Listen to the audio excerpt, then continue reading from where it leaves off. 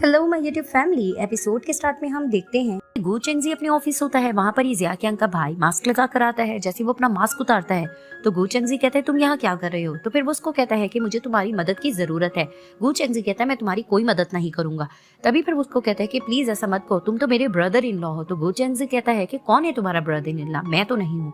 तभी फिर वो कहता है कि मुझे तुम्हारी मदद की जरूरत है, मैं बहुत ज्यादा मुश्किल में हूँ, तो प्लीज तुम मेरी मदद करो। लेकिन वो इनकार कर देता है। तभी फिर वो उसको कहता है कि प्लीज इस टाइम पर कोई भी मेरी मदद करने को रेडी नहीं है, यहाँ तक कि मेरी बहन भी मुझे जेल भिजवाने के लिए रेडी है।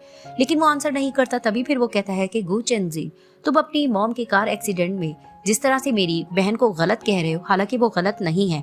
तभी फिर वो हैरानगी से उसको देखता है और कहता है कि तुम क्या कहने जा रहे हो।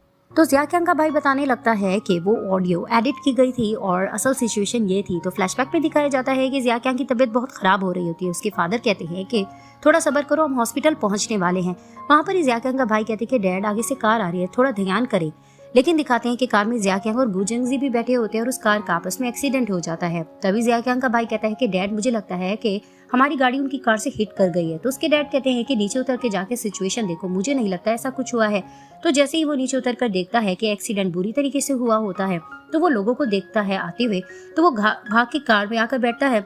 उसके डैड उससे सिचुएशन पूछते हैं तो वो झूठ बोल देता है कि सब कुछ ठीक है, ऐसा कुछ नहीं हुआ। तो वहां पर ही जिया कियांग कहती है कि अच्छा अगर सब कुछ ठीक है तो मुझे बहुत ज्यादा शोर की आवाज क्यों आ रही है।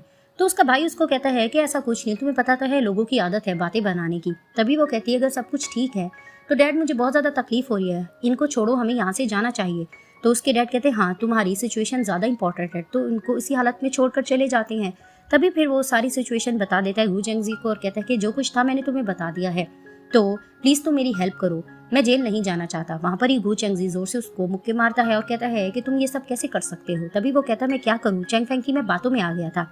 तभी फिर वो उसको कहता है तुम चैंग फेंग के पास जाओ ना। तभी वो कहता है प्लीज ब्रदर इन लॉ मुझे बचा लो, मैं बहुत ज्यादा डर रहा हूँ।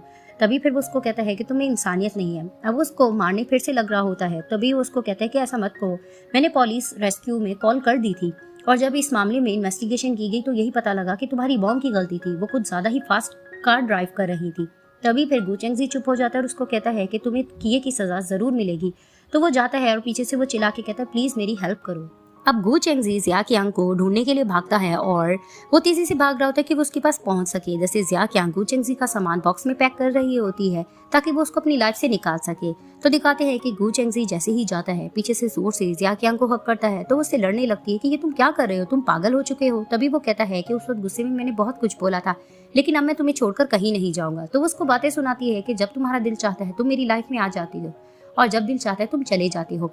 अब मैं तुम्हें इस घर में वेलकम नहीं करूंगी, तुम यहाँ से जा सकते हो।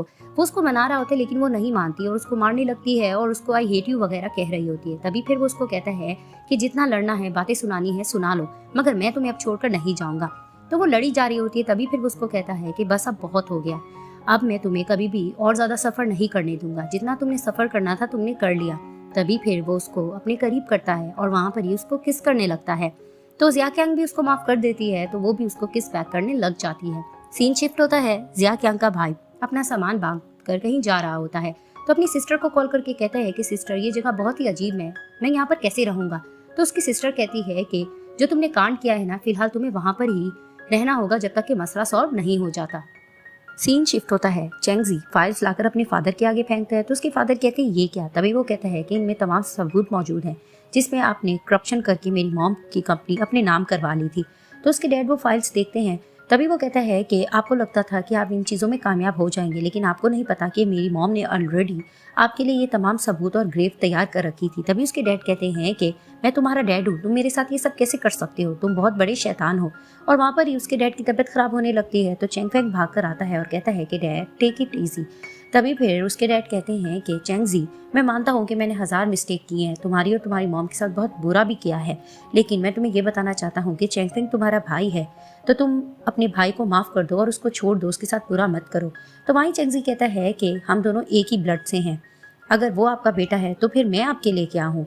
तो वहाँ पर ही चेंग फेंग उसको जवाब देता है कि तुम दोनों ने ये फाइल्स तैयार कर रखी है ताकि तुम चाहते हो कि मैं और डैड कंपनी से हट जाएं, मैं तुम लोगों को कामयाब नहीं होने दूंगा। तो वहाँ पर ही पुलिस के आने का सायरन सुनाई देता है। तो जिया कियांग कहती है कि पुलिस आ चुकी है। वहीं चेंग फेंग भागने लगता है तो जिया कियांग उसको रोकती है। तो वो गुस्से से एक शोपीस उठाकर मारने लगता है और वहाँ पर ही चेंगजी बीच में आ जाता है और उसको लग जाती है। तभी फिर जियाक्यांग कहती है तुम ठीक हो ना, तो वो कहता है कि ये ज़रूरी नहीं है। तभी फिर वो इसके फादर को बुरा भरा कह रही होती है और चैंगफेंग को, तो वहाँ पर ही चेंगजी उसको कहता है कि इम्पोर्टेंट ये है कि तुम बिल्कुल ठीक हो। तो वो मुस्कुराने लगती है, तो दिखाते हैं कि पुलिस इसके फादर को भी वहाँ से उठाकर ले जाती है। फिर दिखाते हैं कि जियाक्यांग बहुत ज़्यादा अपसेट होती है क्योंकि उसके भाई ने उसको बैंकक्रप्ट कर दिया होता है। तो वहाँ पर ही चेंगजी आता है और उसको कहता है तुम्हें परेशान होने की ज़रूरत नहीं। तभी वो कहती है कि अब मैं चाहती हूँ कि सारा बिजनेस तुम संभालो। तो वो उसको कहता है कि अपने आप को पनिश करने की ज़रूरत नहीं है, जो तुम्हारा बिजनेस है उसका होल्ड तुम पर ही रहेगा। तभी वो कहती है क्या मतलब, तुम्हें कैसे पता। फिर वो उसको बताता है कि तुम्हारे भाई ने मुझे ये सारी खबर दे दी थी। तभी वो कहती है कि मुझे नहीं पता था कि मेरा भाई इतना बड़ा डीलर निकलेगा। तभी वो उसको कहता है कि खैर अब मेरा फर्ज बनता है कि मैं तुम्हारी हेल्प करूँ। तो वो कहती कैसे। तभी फिर वो कहती है प्लीज़ बताओ ना, ट्रिक्स मत खेलो। तभी फिर वो उसको कहता है कि ये जो मेरी मॉम का नेकलेस है, ये सिर्फ नेकलेस ही नहीं, ये एक मेरे लिए मिस्टीरियस भी था। इसमें मेरी मॉम के बैंक अकाउंट का पासवर्ड भी सेव था, जो कि मुझे पता चला बाद में। तो जैसे ही मैंने देखा उसमें मेरे डैड के खिलाफ सारे सबूत भी मौजूद थे और इतनी प्रॉपर्टी है कि मैं 3-4 साल बैठकर आराम से खा सकता हूँ। तभी वो उसको कहती कि वाह, मुझे नहीं पता था कि तुम इतने ज़्यादा अमीर तरीन इंसान हो। तभी फिर वो कहती इसका मतलब तुम मुझे इस तरह से हेल्प करोगे। तो फिर उसको चेन देकर कहता है कि हाँ, मैं तुम्हें इसी तरह से हेल्प करूँगा। अब चैंगफेंग टेरेस पर आकर यांगफेंग से कहता है कि मैंने सुना है कि तुम ये सिटी छोड़ रही हो। तो फिर वो उसको कहती है कि हाँ। तभी वो कहती सीनियर, मैंने आपसे क्वेश्चन करना है, क्या मैं पूछ सकती हूँ। तो वो कहता है ज़रूर। तभी वो कहती है कि आपने जियाक्यांग में ऐसा क्या देखा कि आपने अपनी सारी ज़िंदगी उसको दे दी। तभी फिर वो बताता है कि जब मैं जियाक्यांग से नहीं मिला था तो मुझे अपनी ज़िंदगी एम्प्टी लगती थी, लेकिन जैसी वो मेरी लाइफ में आई तो मेरी लाइफ में हलचल सी स्टार्ट हो गई। मुझे सब कुछ अच्छा लगने लगा। जब वो मेरे पास नहीं होती थी तो मेरे पास बहुत से क्वेश्चन होते थे उससे पूछने के लिए, और जब वो मेरे पास आ जाती तो मैं बस उसको ही देखता रहता। अब वो अपनी फीलिंग्स का इजहार कर रहा होता है। तो वहाँ पर यांगफेंग कहती है कि सुनकर अच्छा लगा, और मैं आपको ये भी बताना चाहती हूँ कि मैं वाकई आपको पसंद करती हूँ, लेकिन फिलहाल तो मुझे यहाँ से जाना होगा और मैं उम्मीद करती हूँ कि लाइफ में मेरी फिर से आपसे मुलाकात ज़रूर हो। तो वो बाय करके वहाँ से चली जाती है। उसके जाते ही पीछे से जियाक्यांग करती है। तो फिर वो उसको कहते हैं तुम यहाँ क्या कर रही हो। तो फिर वो उसको कहती है कि जो कुछ तुमने अभी बातें कही हैं मुझे सुनकर कुछ अजीब लग रहा था। तो चेंगजी हंसकर कहता है कि तुम्हारी आदत है लगता है कान लगा के बातें सुनने की। तो वो कहती नहीं नहीं, मेरा ये मतलब नहीं था।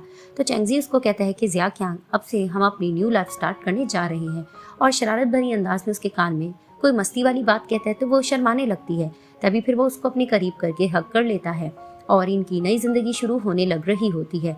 तो फ्लैशबैक में ये भी दिखाया जाता है कि जब चेंगजी हॉस्पिटल होता है तो वहाँ पर ही जियाक्यांग की इससे मुलाकात हो चुकी होती है। वो उसको लॉलीपॉप देती है और इनको ये सब याद नहीं होता, और बताया जाता है कि दुनिया में हर अच्छी चीज़ उसी वक्त मिलती है जब इंसान का सही वक्त होता है। इसी तरह इस ड्रामे की हैप्पी एंडिंग हो जाती है।